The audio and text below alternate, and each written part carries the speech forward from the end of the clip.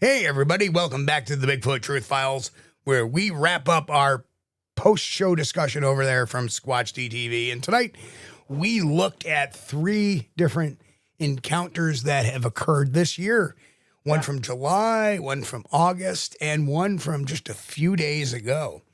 And their commonality in all of them tonight were they were roadside crossings. Right.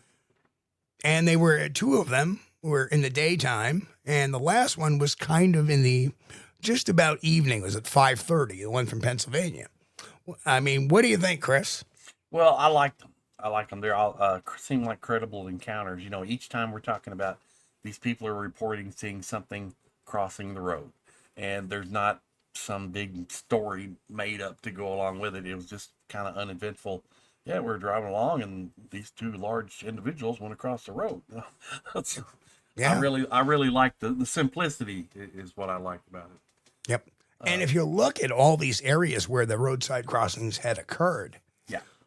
most of them were in wooded areas on both sides of the roads. Right. The only exception was the Pennsylvania one where there was farmland on the other side of the road, but there is some forested area on the side of the road, and there's farmland. And I suppose it was coming from the farmland going towards the forest and up to the ridge. So, you know, it's really interesting to look at this type of behavior. What was it doing in the farmland during the day? It was probably catching a little meal. Yeah, that's very true. I think corn was probably ready at that time. Yeah, it was about that time too. Yep. So who knows? But again, I want to hit that I think all three of those sightings were not overplayed. Right. They weren't long and winded. Like I couldn't believe what I was seeing. You know, everything was just straight and factual. Right.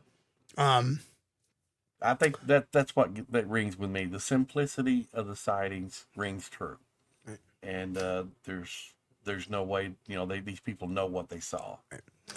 and the one in Pennsylvania especially said that they talked about.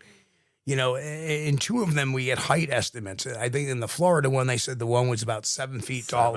Yes. And in the Pennsylvania one, they said about 8, and that the arms came down to mid-thigh.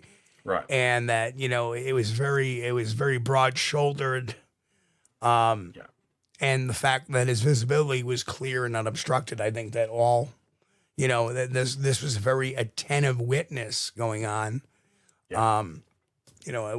Since the witness is kind of anonymous, I wonder what they did for a living. I mean, it seems like they, could be a truck driver, it could be a law enforcement officer. I mean, it could be, That would be interesting to find out more about the witness. It really would. The one in sighting, the sighting that occurred in Maine too, especially interested me because that's in a very wooded area. Yeah. And again, but the one in Florida saw two of them. Yeah. And they went in and described both of them. One was bigger than the other one. The one was 7 foot tall. The color variations on both of them. Right. Looked brown, but it had kind of like a reddish tint to it. How many times do we hear about a reddish brown Bigfoot? Yeah. A lot. Yeah. Not coincidental that a Gigantopithecus, which is a distant relative of the orangutan, they're reddish brown too. Yeah, so it's very interesting that correlation is. Although I still think it may be related to Paranthropus, but The jury's still out on that. Jury's still out on that. That's right. But anyway, the one in Florida, though, what I found interesting, about 25 miles west of Ocala. That's highly interesting. well, Florida, like I said, Florida is when it's dense brush, it's dense brush. Oh yeah, man. You can go so many different areas there. You get forest, you can get swamp, you can get flatland. It's unbelievable.